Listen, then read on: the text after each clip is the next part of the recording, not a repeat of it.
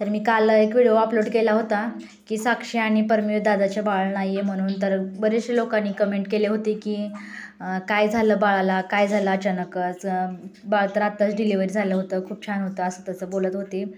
तर बाळ नाही आहे बरं का आता.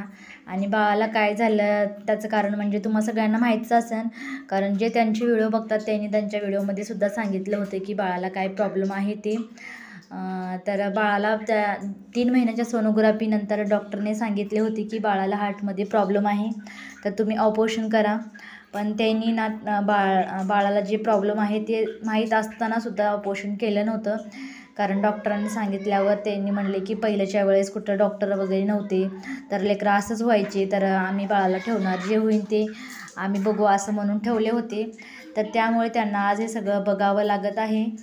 तर ह्याच्यामुळेच बाळाला हे झालं. तर त्यांनी खरंच तेव्हा डॉक्टरांनी सांगितले होते तेव्हा ऐकायला पाहिजे होतं. तर खरंच खूप वाईट झालं बरं का. तर एवढ्याशा छोट्याशा बाळासोबत असं नाही व्हायला पाहिजे होतं.